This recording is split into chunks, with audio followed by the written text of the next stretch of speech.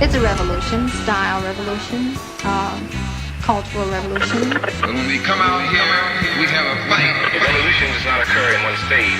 It's an evolutionary process. Like people go through different things. The real content of any kind of revolutionary thrust lies in the principles and the goals that you're striving for. That you are here. And to be here means that you can't be here that else. We have to become involved in a program of re-education to educate our people into the importance of knowing. It's a revolution, style revolution, cultural revolution. Yo, what up? Yo, what's up? You tuned into the Peaceful Rage podcast Featuring Matt Murphy and Dr. Wes Bellamy. Two brothers, working in our community, active, caring for our families. still trying to give back, We see what's going on with the big picture. and we pissed off about it. Peaceful Rage Podcast. Peaceful Rage podcast. So listen. Shout out to the ear. Quote, Hold on, before you go, man. Quote unquote. Quote unquote. My man caught me. Yo, after our last episode, we were talking with the ear, and he said, "Yo, you know shit's about to get real whenever a black man says, yo, so listen." That means shit. He got some profound shit to say, and he not playing no more. And also, I want to say, y'all, this topic we about to talk about today, Murph been on it. He ready. Because it's something I've been thinking about for a minute, man. Go so ahead, listen, OG. man. You got Listen, it. I remember I had a friend, man, out in Crozet, right? Mm-hmm. And I would go out there. You know, Crozet is a little west of where we at here in Right. Charlottesville, and we'll go out there. And on this one road before the road I would turn onto their house, Right. there was a house on right on the road, and a little ranch house. It had this big Confederate flag out there. And I remember driving past it multiple times, seeing it like, damn, like, what's up with that? And then one day, I saw 3 little brown kids playing out in the yard. And the flag was flying high. Hold on. Let me get this straight. So inside the yard of where the Confederate flag was, there was 3 brown kids. Mm-hmm. And the assumption could be made that they were either black or possibly biracial. They looked like they were biracial. Look biracial. Mm-hmm. So what does that do to the psyche of a kid like that? And for those who haven't picked up yet, the topic of today's show, we're talking about biracial kids possibly being raised by white supremacists, Right. or struggling with their own identity. Exactly. So Murph, So I drove past that place, and then I saw the flag out there, and it threw me, and I saw it a couple times. yeah. And eventually after, I didn't see the flag out there, I don't know the significance of that, but I just thought about those children out there playing, and it said, what does that do? What does that mean to those kids to play out there and see that? What is it about somebody, first of all, that would have that flying outside their house? And it was a big ass flag, dog. You know what I mean? Right. Like It wasn't a little joint. No. To fly that proud and high, like, what are they saying? And then what's being said inside the house? I see these little beautiful children playing outside. What's being said inside the house? Because I've known biracial children that have had parents and grandparents calling them nigger. What? Bro, come on, dog. Hold on. What you say? I have known biracial children whose parents or grandparents have called them nigger. And that's a common term used to them, about them, for them, inside their house. Wow. So I say. So that's common, you think? I don't know how common it is. More common than we think. Probably more common than we think. Or definitely more common than I think, because I didn't even think shit like that happens. Bruh, that's what I'm trying to tell you. So what is happening now in the world when we see certain things and we ask questions about why people do what they do, and we don't really know the story and the shit that they had to hear, you know what I mean? Like, in their own life, and how they process that in their own identity as to who they were as people, as melanated people in America. Let's backtrack for a second. Go ahead. And address the initial part. Let's dissect that. So imagine what that does to your psyche if you are a 9-10-year-old biracial kid who looks brown, so society is going to call you black. Right. and your parent or your grandparent is calling you nigger. Or talking about black people and calling them nigger. Them nigger. They might even call. They may even not call the child nigger, but they're saying the word. Yes, about black people that in a look like this derogatory child. sense. Right, people that look like this child. What kind of complex does that develop in their minds, man? That could make you hate yourself, or hate people who look like you. And I think that happens. So you wonder why then you have coons, you have people that would sell out and throw shade and hate on black people as they identify more so with white people. Yo, what's up? You listen to the Peaceful Rage podcast featuring me, Matt Murphy, and Dr. Wes Bellamy. That's tough, bro. It's very rare that I'm speechless. And I don't even know how to quite handle that, because that is something. And as I think about in the area in which we live, now I wonder how often that happens with the young people that I may mentor or that I work with or that we all know. How common is that? Listen to me, bro. I had my homeboy. He's got a child with a woman, actually lives in the area. Right, he's not from here, doesn't live here, but she lives here, and this woman continually defends Trump, continually defends police in their brutality, and yet has a black child. And the conversations that this man has shared with me that he's had with this woman are appalling. To think that she has and has been raising black children with these perspectives and attitudes. So there's a few questions that I would ask, because I think that's common. We see a lot of interracial dating here, right? In our area, and I mean, I think it's relevant and prevalent throughout, right? And you know, whatever, we had this discussion before. You love who you love, whatever. But my question to that brother is that before he had sex with that woman, did he not know that she had these kind of views or thoughts?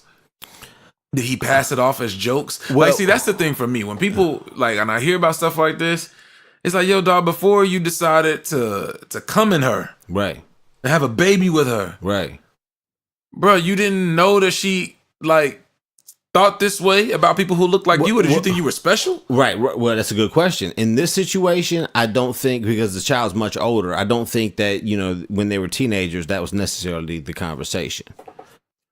Don't know for a fact. Don't know for a fact. But so also, these are thoughts in things that have developed. Even as she, you know, I think she married the police one time too. You know what I mean? So you know, some of those things come into play. I'm just saying, dog. Yo, you know, crazy. what kind of mind fuck is that, right? Right. You know, but if we start talking about the reality of black children that are being raised by white supremacists, you know, and let's talk about what white supremacy is. You know what I mean? Like, you know, this idea that innately and inherently, you know, saying white people are better than, smarter than, you know, stronger than, whatever the case is, than other races, superior. And in the system of white supremacy, there's a continual denial of that very supremacy or that very advantage or privilege. You know what I mean? Like, and the lies that must be continued and contained in order for that to continue. You know what I mean? Like, that's a terrible, terrible, terrible thing for a young melanated person in America to try to have to navigate, you know, when they're always bombarded with this idea that having lighter skin or white skin in particularly is better. You know what I mean? Whether it's from a standard of beauty, whether that's from a standard of humanity, you know what I mean? Whether that's a standard from of excellence, whatever the case is, like how does a young child process that when these are the attitudes that are pushed upon them? It may not even be said like directly. It may just be kind of how would I put it? You know what I mean? Like indirectly, or just like subconsciously, you know, imposed upon this child. So as a biracial man, black man, right? When people see you, they don't see you as a biracial man. Not at all. Right. Have you ever had to deal with that kind of, like, well, your mom and from what I know of your Yeah. what I know of your parents, they're not like that. Right. But like, do you have family members, or have you ever had to encounter family members who may look at you in a very negative light because of like you're black?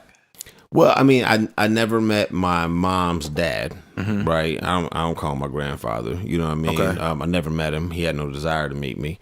I had no desire to meet him. I don't think my mother ever intended for me to meet him. You And know, that was because he was an asshole, Right. You know, on 4,000 levels. Right. You know what I'm saying? But beyond that, like, he also hated black people. You know, so I didn't have direct contact for him to be able to say no foul shit to me. Right. You know, and as far as in my family, I have not encountered that. I just know people who have, you know what I mean? So like, as I just go along in life, having, you know, experienced what I've experienced and connecting with people and relating about things, like hearing other people's stories and they share with me these things, like, it's disturbing. You know, I remember sitting one time in my office, man, and a couple young ladies came in, and I may have told this story before. A couple young ladies came in, and they had their boyfriends with them. You know, the boyfriends had little camouflage baseball caps with the fishing hook on it and all that crazy shit. They were from out like Fluvanna or something, right? and the young lady, man, both of them was about my complexion. And we started talking. I asked, like, you biracial? Oh, yeah. My mom's white, blah, blah, blah. I said, okay. And we keep talking. And I said, how would you identify yourself? And before I could almost finish the question, they both said white. how? That's why I asked. Well, my mom is white, so that means I'm white. That's what they said. This is what they said. And I said, keep living. And I just moved on with the conversation. Right. I just said, keep living. You know? And Wow. so watch this, dog. Here's part of Wow. also my challenge. I had a conversation with a buddy of mine, man. Super intelligent brother, man. Taught in Ivy League, you know, universities. And we were talking about identifying and self-identifying. And I said, here's part of the flaw of the logic of me needing to, I respect how people identify themselves, and at the same time, I feel like there needs to be a certain degree of logic in the way people identify themselves. Meaning this, if those young ladies told me they identify as white, which they did, and then they go out and something were to occur, and obviously race was related to the problem, right? Then how would they identify themselves? Because how they identify themselves to me, or as, you know, in themselves, or to the people that know them, that's one thing. But out in the world, it's a whole different ball game. You understand what I'm saying? So let me just say, if I'm half white and I'm half black, and I decide one day, you know what, Wes, bump it, man, I'm gonna identify as white, right? Is that going to stop me from being profiled by the police? No. Is that going to be stop me from being called a nigger? No. Okay, so who cares how I identify myself? How does the culture and the society in which I live identify me? I'm not saying that I have to be bound by that, but I have to be cognizant of it. So that's the most important piece, being cognizant of it, because I think that's where we oftentimes find ourselves into situations that we don't want to be in. We're not cognizant of how society is going to view us. But going back to the interracial piece, or being a child, or a child being raised by, or in an environment in which they're not taught to value their blackness. Or think about it from this perspective. What if they're being raised in a home in which the parent doesn't know how to value their blackness? So one thing that I've seen on several different occasions is mothers who are white. They've had children or sons with black men. Their sons are biracial, but oftentimes identify as black. I mean, they're seen as black. But the white mothers, the father's out of the picture for whatever reason, and the white mother has no real clue on what it means to be black, on the culture, how to raise this young man. So now they're trying to find mentors or bring them to mentoring programs and whatnot to try and help this young man find his blackness, if that's even a thing. Expose him to His blackness. But they're still having to go back home and be in a place in which they don't know what being black is. What are the tips for them? I think about it. That's one scenario, and that's on a grand scale, right? But on a practical level, right? On a very small practical level, just a realistic example. I've seen in Charlottesville in surrounding areas, white parents with black children and something as small as hair. Right? Now, we all know hair doesn't define you. Like, you are who you are. Don't let something like that stop you from being great, so on and so forth. But there is something cultural about black hair. And when you're in an environment or a home in which that person doesn't really know much about your culture, are they teaching you their culture, or are they making a concerted effort for you to learn about your culture, about who you are as an African American, or however you identify, but as a person of color? And that's dangerous sometimes if that parent is reluctant to impart or ensure that child learns about their culture, but furthermore wants that child to assimilate to the culture of the majority. And then you grow up with a child who in turn hates themselves and hates those who look like them. Right. In one scenario, or in the second scenario, they may rebel. And then while out. Yo, what up? You tuned into the Peaceful Rage podcast featuring me, Dr. Wes Bellamy, and my man, Matt Murphy.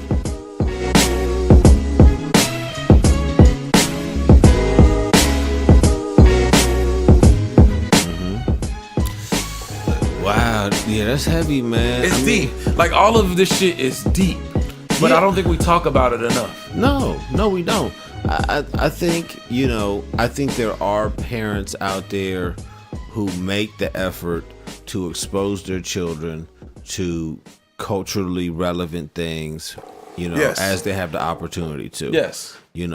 Now the challenge becomes, how do they continue that? How do they, like propel that? So it's one thing to, have a biracial child and say maybe the white mom is trying to figure out how to do baby girl's hair. Right. Well, one, that's just caring for your child. Yeah. You know what I'm saying? Like caring for their hair, caring for who they are as a person. If there was a special need that your child had, you would gain the information necessary to address the special need. Right. You know what I'm saying? So here's some shit that you don't know about. You love your child, you're going to pursue the knowledge on how to do baby girl's hair. Damn, Right. get on YouTube. You know what I mean? I don't know what to tell you. You know what I mean? Or Like, take little dude to get his haircut. take little homie to get his haircut. But are right? you comfortable with being in the barbershop? Right. So there's all those other sides of the game, and if you're not comfortable being in the barbershop, okay, are you comfortable being in this spot or that space Right. or these other places where this young, melanated child is going to be exposed to people that look like them and see positive images of people that look like them. That's some shit you got to get over as a parent. Understood. And I don't think that there are enough conversations or places in which people can truly hear this side of it. I remember sitting in a meeting, and there was a white parent who had a white son, a black son, and she said, "Well, hey, how I grew up, it doesn't really matter what we wear. Like, if I like a shirt, I'll just pull it out the hamper. It could be wrinkled. Like, I don't care about my clothes. I just, put them on." And she didn't quite understand why her black son, who was kind of growing up with doing similar, maybe not ironing his clothes or just going out, and why they would sometimes get stares from black people, and they would be like, "Yo, they like, yo, you just put anything on your kid?" Or sometimes kids would say something to the little boy at school, Right. like other black kids say, like, "Yo, what's up with you?" And he'd be like, "Oh, well, this is just what I do." And she didn't quite understand it. And I wonder, the question I ask you is that equivalent, like the lack of understanding, is that just as damaging to the kid as growing up in a home or an environment in which they constantly hear the N-word or being called the N-word? I think where they hear that negativity, that's much more detrimental than whether or not they, Short term or long term? threw their clothes in the dryer or iron their pants. You know what I mean? It's not just about the clothes. No, I It's about the understand. lack of cultural understanding. No, I go ahead, I'm understand. sorry. I think there's a certain degree of negativity hatred, contempt, small-mindedness, narrow focus that comes with people that have the perspective enough that they're gonna sit there and throw, nigger around the house all day while they got brown kids in their house. Yeah, I think that's much more damaging, short term and long term, than, well, probably more so long term. But you know what I mean, like, because you don't see necessarily the immediate effects. But the young boy that doesn't iron his clothes and he's getting looked at sideways, like, he might get clowned right then, but he might grow up and just be fly though. You know what I mean? Like, because I got clowned, I'm coming out fresh every day because I got the choice now. Right. So which we see happen often. We never know. Go ahead. From the effects of August 12th, okay, right here in Charlottesville, my question often, like, one of the things that I think about is, what does an interracial child understand about that kind of scenario in terms of white supremacy? Can you truly understand white supremacy if you're a child of color growing up in a white home? Because I think, yes, you can, but I'd love to hear what you think. So can you be a Can you understand white supremacy as a black or brown child in a white home? Yes. Ooh, can you understand it? In your opinion, of course. I think to a degree, yes. One, because the fact that you are a melanated person in America. And so that could include processing what it means to get stared at as you're the brown kid walking with the white lady in the mall. Mm-hmm. Processing what it means for you to be the only black kid in your class, or one of two or black kids in your, Boy Scout troop, whatever it is. So at a certain point, children understand there's differences, and whether they understand that because there's some self-awareness, or they understand it because some other kids say, "Ooh, your hair is ugly. Ooh, you don't look like a princess. Ooh, you don't look like this. Ooh, you ain't that. Ooh, you can't play that role because you have brown skin." Little kids do that, consciously and subconsciously, right? And so all those things all the time, right? So all those things are going to impact it. Valid. You're absolutely right. And I think that there are a lot of people in not only our community, but throughout the country who understand how to deal with these things, right? Mm-hmm. And just because you are a kid of color growing up with the two white parents, or maybe one white parent, one black parent, doesn't mean that you can't understand who you are culturally, or understand, just who you are, or growing to learn who you are. I just worry that it is sometimes, or oftentimes, overlooked in the development of a child, and we see it manifest itself into self-hatred as the child gets older. Yes, I think so. And then we as adults we'll call that person names, we'll call them a coon or Uncle Tom or this or that, not understanding that this person has been taught to hate themselves their whole life, or not value themselves from childhood on. I mean, have you ever, I know you talk sometimes about being the brown child with the white mom in the grocery store and the looks you would get, right? Mm-hmm. But do you think that has played a role in terms of who you are as an adult? Yeah. Oh, yeah. How so? I think on a very superficial level, and I thought about it recently. I was at the farmer's market one day, right? Okay. And I was mad hungry, and I went to the Pearl Island joint, right? Yeah. And shout out to Javier. Right. I was looking at the menu. Right. And I was staring at the menu, right? And it was between me and the menu, it was up on the side of the little tent there. Between me and the menu was this girl. And I'm staring hard at this man, hard body, looking I'm about to get some this kale dog, some of this pulled pork. Oh, that kale be banging. Come on. Yeah. And so and then 30 seconds, and then she waves her hand at me. And I was just oh, hey. And I knew her. You know what I'm saying? Yeah. I said to say, oftentimes I could be in places I don't even pay attention, man. People be staring, people be looking. I'm not even. Not that I have situational awareness, but I've been so accustomed to people looking and staring that it doesn't even matter to me anymore. So to a certain extent, what I hear you saying is that your training, your brain has been conditioned. I don't know if condition is the right word, but you've been trained because you've been stared at for so long. because you were the black child with the white mom, Right. that you don't even feel or you don't even care that people stare at you anymore. Nope. Like it's whatever. Right. That's big. That's big. That's really big, actually. And then when I think about the self-control that you have to not be upset when people are staring at you, right? And you've learned to be able to just deal with it. I think it's made you stronger. But I think what's also made you stronger is that your mother has never denied who you were. Right. Right? Like she's always allowed you to be free thinking, be proud of your heritage, be proud of who you are. And I'm just scared that that's not the norm for a lot of young kids. Right. Well, and I also had the joy and the privilege of my father being there and still being there. Which is huge. Which also plays a role. I can never deny that. You Right. know what I mean? Whether my mom was black or white, like the fact that my dad was there, so I had a black male role model and figure in my life continually. Right. That's been huge. Whether he and I's perspectives on the conditions of race in America are similar or they're different, I can still relate in that he's a black man in America that's had to struggle through to get to where he's at. However he did that.